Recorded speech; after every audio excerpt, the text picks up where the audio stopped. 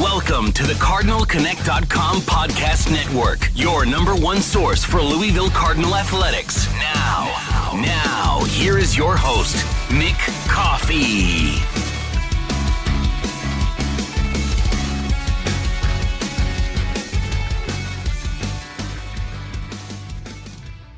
Hello and welcome to Cardinal Connect TV, our weekly webcast here at the CardinalConnect.com. This is our third episode. Today is September 3rd, and we're talking about obviously the thing everybody's been talking about, which is Louisville's season opening win against Miami as they get the 31-13 win, and now we finally have a game to actually talk about. It seemed like the summer went a little bit too long. It seemed like Bobby Petrino was hired about 2 years ago? Yeah, it seems like it's been forever. But sure enough, they get the win. We're going to talk about that, also a lot of other things as well. We'll briefly talk about Week 2's opponent, which is Murray State. But first things first, I thought that the win, obviously that's the most important thing, is they get the win. But, a little bit slower start than you would have expected. I think the first half, it almost, after Louisville's the second drive or third drive, whichever one it was, where they scored the touchdown, it almost seemed as if it was, a competition to see who could punt the fastest. But sure enough, Louisville gets the win 31-13. Obviously, they didn't have a flawless game, but I think you've got to be pleased with everything that was at stake. Well, it's a conference game, so that's the big significance there. But also, just your first game in the ACC, Bobby Petrino's first game back, national television. It was the most watched game of the weekend. Therefore, there was a lot at stake. But I think, overall, there's things you can look at and nitpick, but you've got to be pleased with what you saw. Yeah, and I guess what I take away the most from it is there's a lot of room for improvement. Sure. And you still beat a team 31-13. Probably should have been, it should have been 38-13. Absolutely. So really, frankly, it was kind of a beatdown. It was a long, drawn-out beatdown. But essentially, that's what it was. Yeah, as I mentioned, it was a little shaky at the start. I think the play calling wasn't quite as dynamic as I would have expected, but I don't think it was bad by any means. But yeah, both teams, their defense was really showcased at the beginning of the game, which you may have thought it would have been the other way around. And that's the first thing I want to talk about from Monday's win, is the defense. Now, I'll be honest with you, there are some significant returning guys on this defense, but and I wouldn't say extremely high hopes, but for this defense, I honestly, I thought they could be pretty good, but I honestly had no clue what to expect with a new defensive coordinator, a new system. You lose guys, 4 guys. You lost more than that, but there were 4 guys that you lost that were significant, performers on the defensive side of the ball for not just a couple years, for a long time. Calvin Pryor, Akeem Smith, Marcus Smith, Preston Brown, those guys, it seems like they were here 10 years, and you're replacing those guys, which is much easier said than done. And sure, the defense wasn't flawless by any means either, but they really bailed the offense out on a couple of turnovers, and man, from top to bottom, Todd Grantham, I got to take my hat off to him. He put together a really good game plan, and they executed, and I tell you what, I could really get used to his enthusiasm on the sideline. That guy is intense. He is. That's something that we got from the last coaching staff, was that intensity on the sidelines. Of course, we're not going to get that from Bobby, so it's nice to still kind of have a little bit of that piece, because it's fun to see somebody that gets that juiced up and that amped up and gets excited with the kids. That's a big part of it too. Oh man, you thought he may have been angry after a big play. It's hard to tell with Todd Grantham. What's so funny is when you get to talk to him in press conferences or any media briefings they give after practice, he he acts like he just woke up from a nap. He doesn't, gives you nothing but coach speech. Not really, really doesn't project his voice all that much. But man, on the sidelines after a big play, he looks, you can't tell a difference if he's happy or if he's mad. He has the same enraged look on his face. And of course, after, it's obvious when Louisville gets a couple turnovers on the defensive side of the ball, that's what he's excited about. But luckily, he didn't have anything to really be angry about. But I think you would have saw the same expression. Yeah, it was easy for him to be excited, really, because if you're comparing the offensive and defensive sides of the ball, the defense outplayed the offense. Sure. So, and this is a Bobby Petrino program. Nobody thought you'd be talking about the defense at the first game. Not at all. And that's what everyone is talking about. Extremely, extremely impressive. No doubt about it. And, I think that there's still some room for improvement there, as we mentioned, but, you could talk about a lot of different guys that stood out. Obviously, James Sample, the junior college transfer, really an interesting, I think the word he used after the game when talking to the media was he was speechless. Because, I mean, this is a guy who arrived on campus the very last minute, just got cleared, didn't participate in much of the summer stuff, showed up literally the day before the first day of fall camp, was named co-defensive player of the week in the ACC, led the team in tackles, had a big interception. This guy was playing at JUCO ball in front of 50 people at each game last year. Now he's on national TV making big plays for this defense. And he's, you got to take your hat off to the staff for going out and finding a guy like that. And very rarely do JUCO guys show up and work out. Well, I shouldn't say rarely, but it's one way or the other. It's a guy either shows up and is buried in the depth charts, you never see him, or they show up and they make an immediate impact. You had something on the CardinalConnect.com later in the summer about he could have the similar impact as Adrian Buechele, and he did absolutely that. And I think it's a great story. As I mentioned, a guy who really had no clue if he'd ever be playing football at this level again, goes out and makes the most of his opportunity. And another guy that, I mean, there's countless guys that played well. Lorenzo Malden, we all expected to play well. He's a captain of this team, a guy who's been making plays for the defense for a while now. It's just one game, so you've got to take it for what it's worth. He is going to thrive in this defensive system, and it fits him way. Two guys, Lorenzo Malden obviously is the one that stands out a lot, in my opinion, that is going to fit better in this defensive style rather than the previous staff. But also a guy named DeAndres Mounting. You didn't really hear his name mentioned a whole lot. He was out there making plays too. I'm excited about the defense. And as soon as people figure out that they've got to game plan for guys like James Burgess Jr. and Keith Kelsey and Keith Brown when I think he's completely healthy. Sure. They're not going to be able to double up on DeAndres Mountain, specifically Lorenzo Malden. DeAndres Mountain played a great game yesterday. He did. Very He's physical. a guy, in your 3-4 defense, of those 4 linebackers, he's probably the guy that's thought of the last, but by no means should it be that way because he played a great game. Yeah, definitely making the most of his opportunity, definitely getting some increased minutes because of, or increased reps, I should say, because of guys gone to graduation. And I think he's a veteran, a guy who's really competed in practice for years now. Now he's finally getting his opportunity. Who would have thought we'd open up our show after the first game of the season? First game, Bobby Petrino back talking about the defense. But it was impressive. I mean, you'd have never, obviously Charlie Strong left a lot of guys from the talented defense last year, but also I just think the new scheme, I think the new personnel, Keith Kelsey and D'Angelo Brown are two guys that really didn't have much action. D'Angelo Brown was injured all year last year. Keith Kelsey played a minor role, and now these guys are really. I was impressed. I mean, I know I've said it over and over again, but really, I mean, the offense showed some signs of life. I mean, they did score.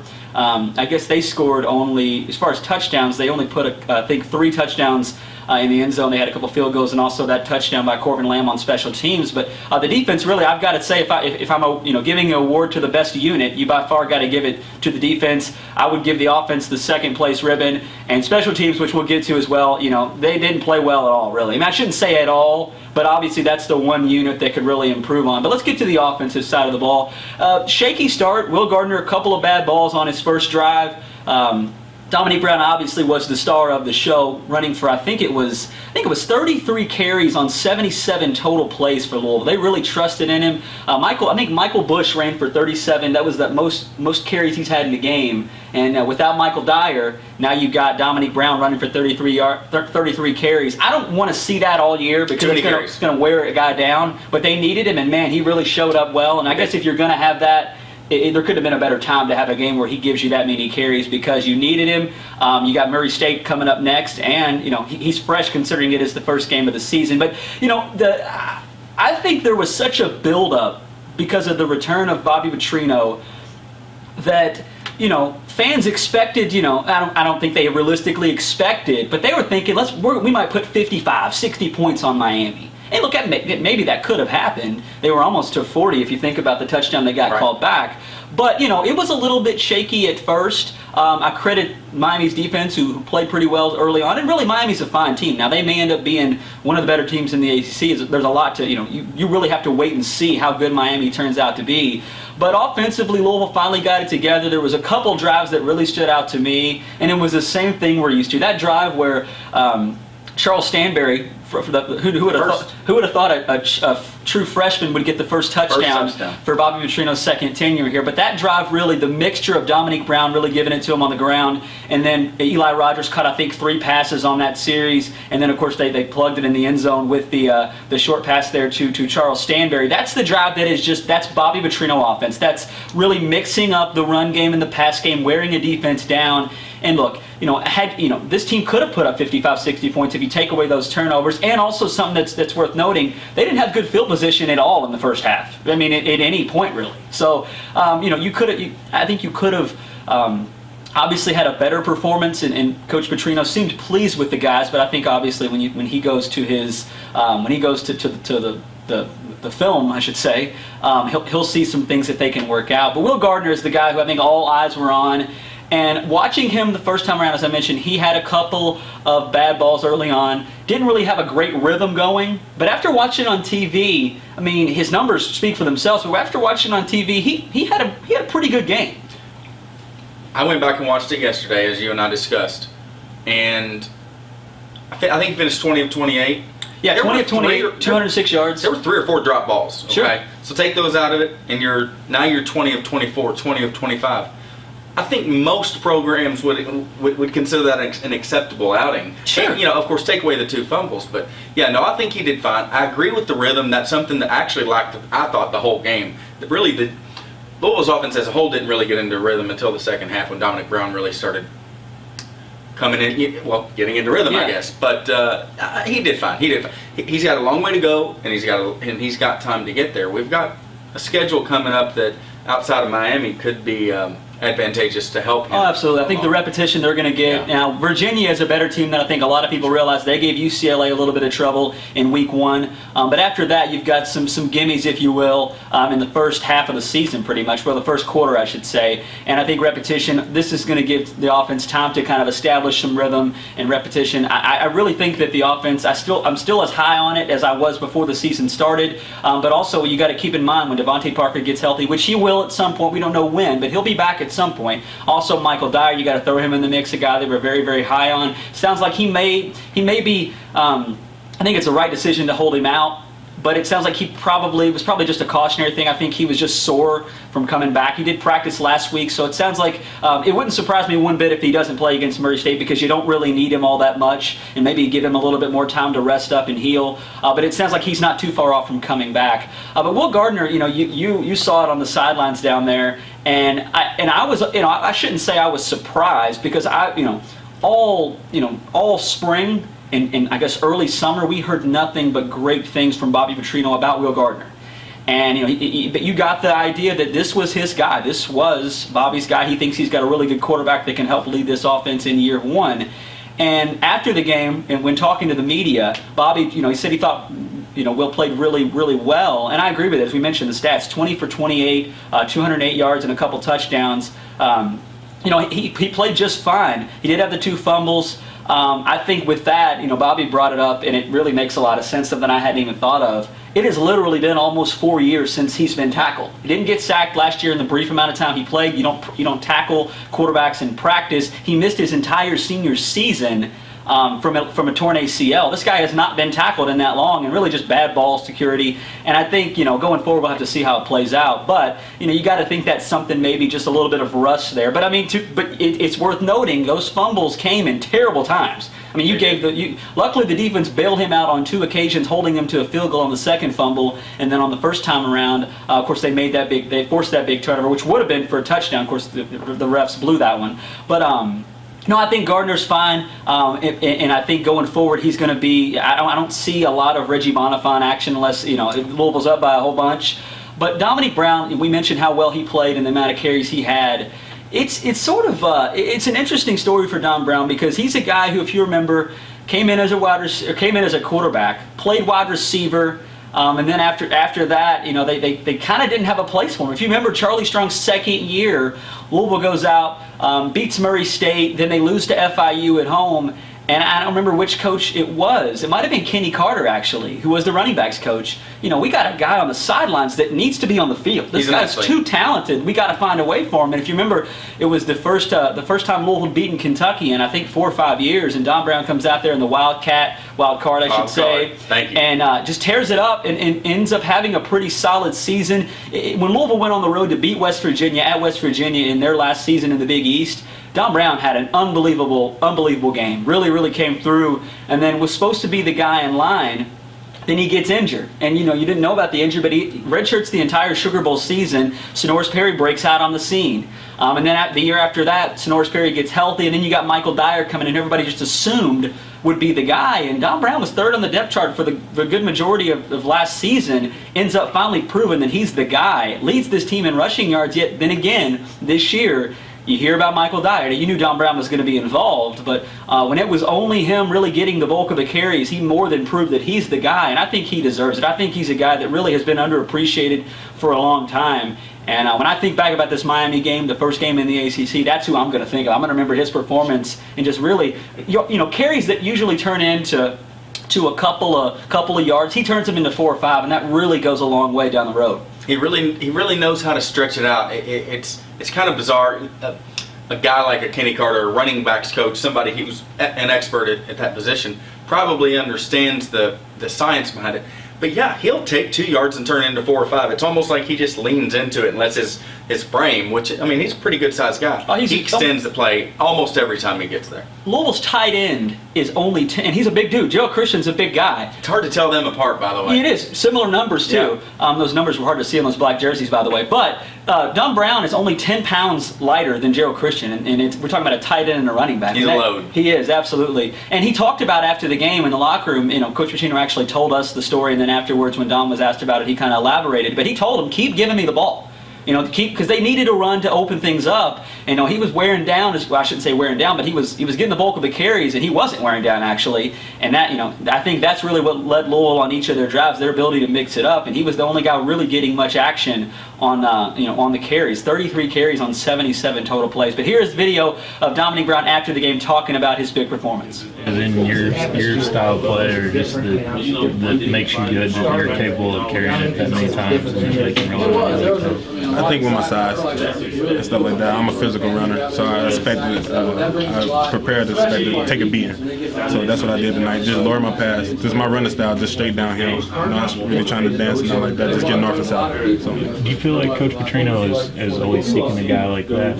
Kind of think about it back to like Michael Brooks and these guys that he's had as running back. Yeah, he like his running backs. Everybody when they think of Petrino offense, they think he's gonna like to pass the ball. But we learned today in the second half that we pretty much run the ball as well. So once you got it back in the rhythm, just keep feeding it.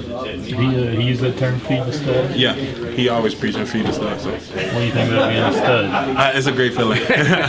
Did you tell him? You said keep giving me the ball. Did you feel like you didn't look like you were getting tired? You were on the field a lot, but you didn't look like you were getting tired. No, I wasn't. We struggled at times with throwing the ball and stuff like that, and I think the offensive line got frustrated, and they just like, we need to run the ball. So they told me to go tell Petrino to run the ball, and then once I went to go tell them, they felt more comfortable. All 5 of them went to go tell him as well, and he looked at the offensive line coach. He said, "Get them ready. We're gonna run the ball." So, it's great when you got that relationship with your coaches, and you can give them feedback, let them know that you want to run the ball, and they listen to the players. So it's a great feeling. It was Dominique Brown talking about his big performance in Louisville's win over Miami as they get the season opening win, 31-13. Before we move on to talk about the atmosphere at Papa John's Cardinal Stadium, as electric of a crowd as I've seen in maybe ever. The one unit we got to talk about that we won't spend a whole lot of time on because there's not a lot of good things to say was special teams. We're talking about a team that won 31-13. But really, the special teams didn't give them much help at all. Not really good field position, and really just some unexpected guys not playing the way you thought they would. Not rookies. Yeah. Vets, guys that have been there before. Just poor decision making. Yeah, Kai De La Cruz, a couple of times he decided to not bring the ball out, and it cost Louisville some poor field position. The one area you've got to give a tip of the hat to is Corbin Lamb, who did return the kickoff, which came at a crucial time. Louisville trailed in the game there. They were down 10-7. And, nobody's really surprised when you look at Corbin Lamb, the fastest guy on the team, taking a kickoff 97 yards for the touchdown. But to me, it's sort of, interesting or surprising aren't the right words. I'm struggling which one to use, but this is a guy who very rarely gets opportunities, and that's not because he's not talented, because he's playing behind a lot of guys. And special teams just happens to be the one area they know he could probably stand out. And of course, game one, he goes out and runs it back for a touchdown. And I mean, the speed on that guy, everybody knows how fast he is. He's got Olympic track speed. But when you see it in person, and even watching it back on TV last night, not the replay where it slowed down a little bit, but the actual, it happening, that guy's got some wheels on him. And I think we will see that at least a couple more times this season. And I think you've got to find a way to get him action in some other regard. You do. And let's call it what it is. It was a fairly good special teams breakdown by me too. He was untouched. I think there was one block. One guy literally almost fell over just at looking how fast Corbin Lamb was, I think. I think it was Kai De La Cruz. Somebody put a pretty good block to open things up. That was the big block. But outside of that, I mean, it was a fairly simple run. All he had to do was turn on the jets, which he absolutely did. And honestly, I'd like to get used to that. Yeah, me too. I mean, I can't remember. I know Sonoris Perry actually returned either I think it was a punt or a kickoff back not long ago. Also, Charles Gaines ran, I think, a punt return back last year for a touchdown. But, if you can start producing points from special teams, if you remember, that was Charlie Strong's weakest unit by far, was special teams play. I mean, goodness gracious, they were just atrocious. Sorry, let me ask you, who's the special teams coach this year? Do we have one? I don't know. I don't think we do. Honestly, maybe it's Bobby. And to be honest, that was what was strange, is why was Kenny Carter named running backs coach in special teams? Maybe you want to get one guy to specifically be the special teams guy. And I think there's probably one guy in the coaching staff that is responsible for that, but John L. Smith, that's what he did for Bobby at Arkansas. Right. Maybe if the special teams continues to struggle in other areas other than kickoff returns, maybe they bring him back. Bring him back. I'm not scared. Man, can you imagine that? That would just be insane. That would be something else. All right, enough about the 31-13 win. Obviously, we could break down X's and O's a little bit more, but to put it simply, offense played well, could have played better, and obviously shown some signs of big things to come this season. Defense really surprised me. They were the best unit on the field for Louisville. Really bailed the offense out of a couple of turnovers by Will Gardner. They're not going to play. Let's be honest about the defense in one regard. They went up against a quarterback who just turned 19 years old yesterday and had never played a college snap. So there's something to be said for that. But also, it was stopping Duke Johnson. Duke Johnson had 90 yards or something like that, but they contained him. And that was my big key to the game, is containing him. They didn't let him get very many big plays at all. I mean, I think he had one big run. Other than that, they somewhat contained him. But they played well. And Stacey Coley is an NFL wide receiver. Duke Johnson may be one of the first running backs taken in this year's draft. They're not going to play many better playmakers than those two guys right there. So I get A+ for the defense. Maybe that's a little too high, but I just didn't know what to expect, and they really floored me in game one. And obviously, special teams, other than Corbin Lamb's touchdown, that unit didn't really perform all that well. But one unit that did perform extremely well was the fan base. I tell you what. I don't know if it's part of the, you like that segue there, didn't you? Indeed. Yeah, but I don't know if it's because Bobby is still, you heard Tom, if you watched the game on TV, you saw Tom Jurich up there talking to Reese Davis, talking about, who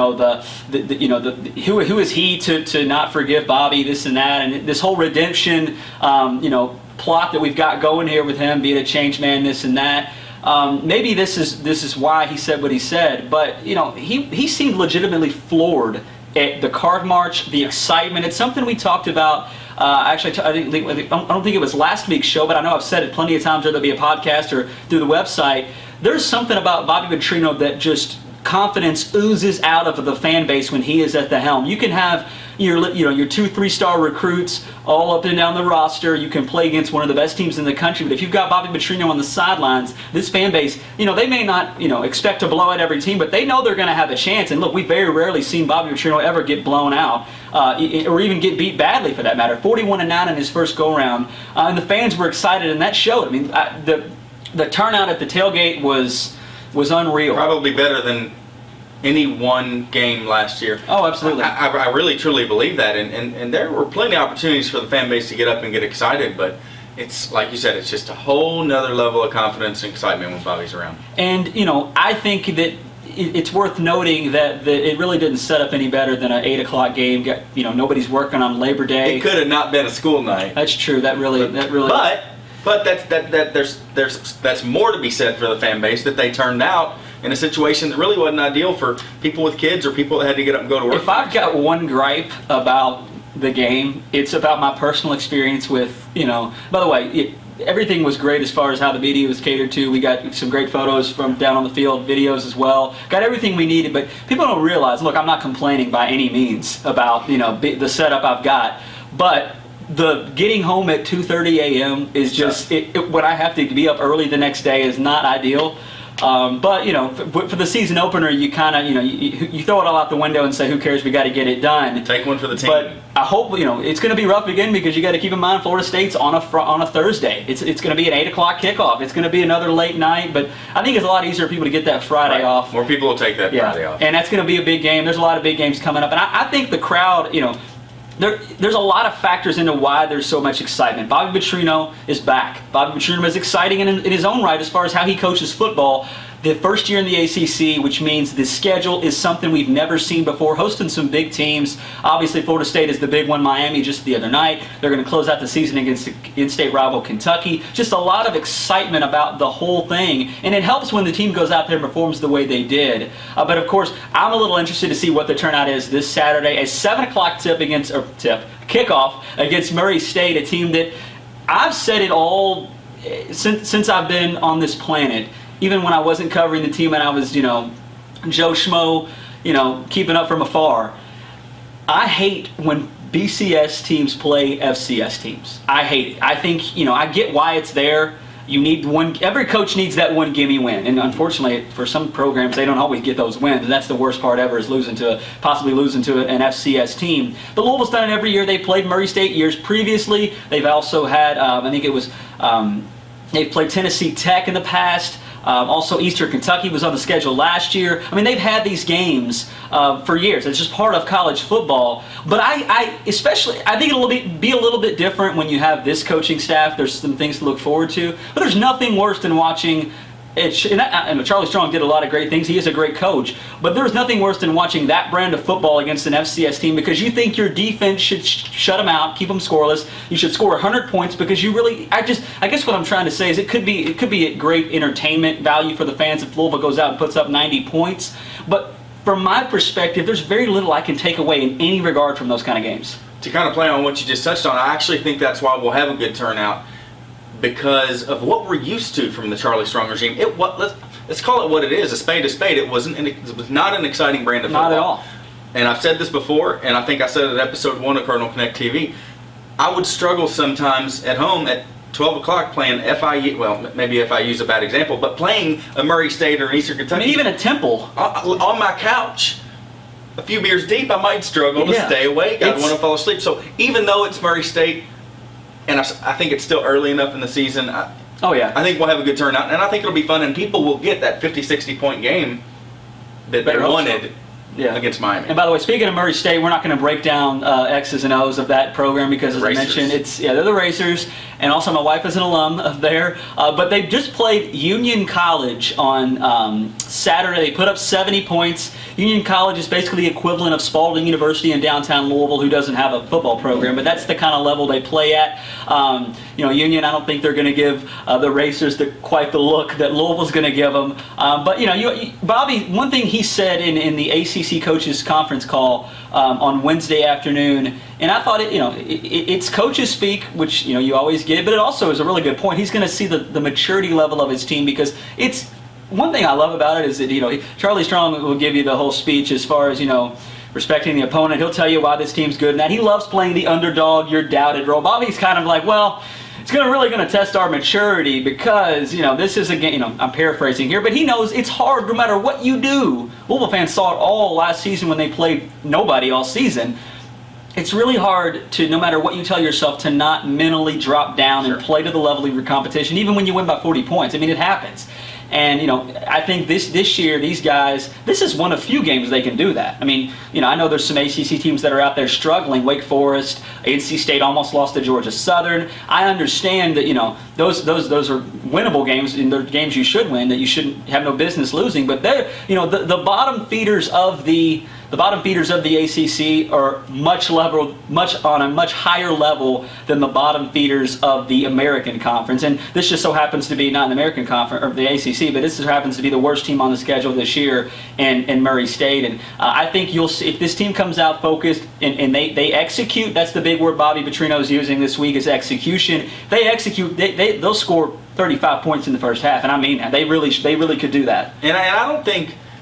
I'll probably be proven wrong, but I don't think you'll get guys like Reggie Bonifant seeing a lot of minutes because I still think that guys progress best with in-game experience. Sure, so repetition. Will Gardner, he's got a lot of room to improve. So this is the kind of game where you get him in there from start to finish or darn close to it and just get him those in-game snaps, the different scenarios, different situations, and maybe they even opened up the playbook a little bit because I think the playbook was a little bit tight against Miami.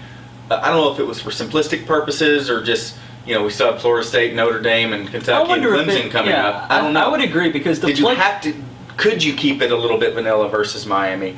Or, maybe you hold back a little bit, and if you have to open it up, you do later, which we really didn't need to open it up. I think you learn a lot, and I think Bobby learned a lot about what he has and what he needs to do after the first game. And also, I imagine not having the proven. I'm surprised Brandon Ratcliffe didn't get more carries. L.J. Scott, to be honest, I believe that one really surprised me.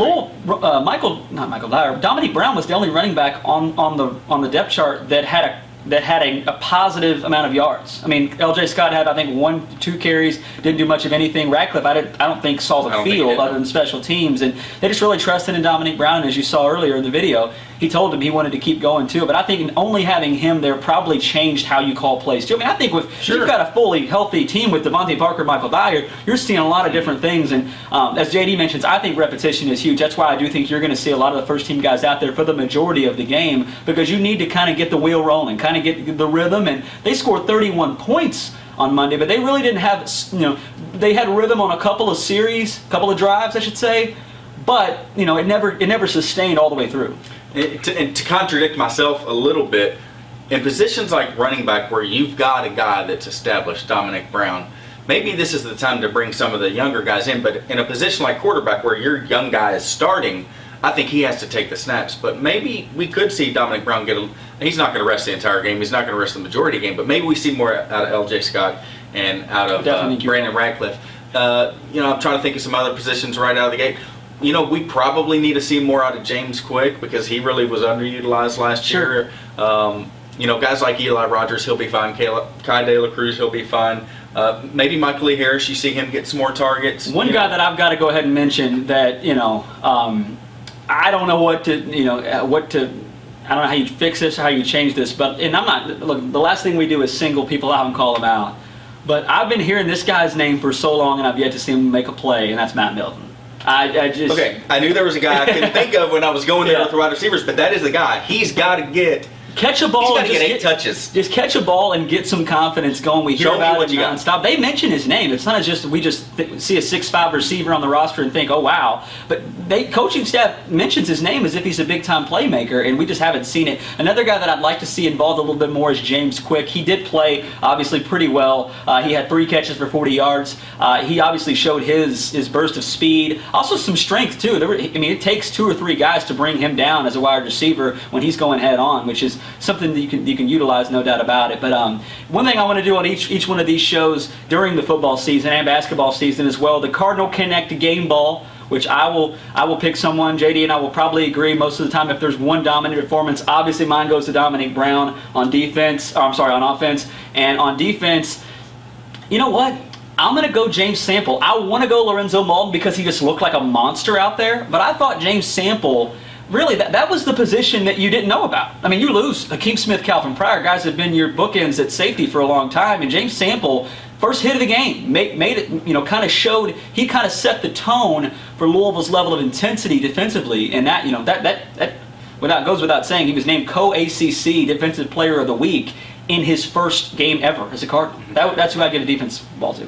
I think, and just so you all know, I'm put on the spot here. I didn't know this was coming, but I like. That's why I like to keep it going. Hey, I'm good with it. I'm actually, because we know Dominic Brown can do that, I'm going to probably go Will Gardner, and only because 20 of 28, a few dropped balls, not his fault, 2 fumbles. The kid kept his composure. Absolutely. Kept his composure. not only hadn't been hit in years, but hadn't really played football in years because he didn't play last year. We can throw any stats out last year. He didn't get any consistent minutes. So I'm probably going to go Will Gardner on offense, and that'll probably surprise a lot of people, but think about it. He really kept his composure, and that's very important. Defense, I like where you're going, James Sample. I think some of his numbers came late. Obviously, the interception, while it was an interception, we could have probably picked that one up. Bad ball. And a couple of his tackles. You never want one of your safeties to lead your team in tackles either. So I'll tell you what, I wanted to say Keith Kelsey because he performed really well, but I think I'm going to go with the president because I saw Mr. more. Andrew Johnson? I saw more out of him. I saw more of his freshman form. Oh yeah, making plays on Monday than we did all of last year. Really, he was a guy his freshman year he made a lot of plays and he was just really aggressive and tenacious. And then it almost seemed like he backed off a little bit. Well, I saw that guy again against Miami. And we're going to have him be that guy this season to really shore up our cornerback position. So I'm going to go Andrew Johnson, not as much from a numbers standpoint, but just out of what I saw as a whole. All right, before we get out of here, obviously we're going to give some predictions, and there's not a line on this game because it's not worth even going after FCS against one of the top offensive minds in college football. I'm gonna say Louisville wins the game. Murray State does not score a touchdown. They get just 6 points, and Louisville scores 75. 75-6. I'm calling an ass waxing. I like where your head's at. I'm going to go no touchdowns 9. I'm going to give them 3 field goals. Okay? Fair enough. With Louisville, man, I don't know if I'm going to go quite to 75. I'm going to go 54, somewhere in that range, because even though Bobby's not a guy to take his foot off of the pedal, he's not. He's not. I do think some guys outside of the quarterback position may see some minutes that just may slow the pace down a little bit, or the rhythm, if you will. There you have it. That does it for us for this week's edition, episode 3. Once again, it is September 3rd. We'll be back next week talking about a game that probably isn't worth talking a whole lot about, a lot of positive stuff. But we do have Virginia to look forward to, a team which I mentioned earlier is much better than a lot of people give them credit for. They gave top 10 UCLA all they wanted in week 1. But that does it for us. We'll be back again next week here on Cardinal Connect TV.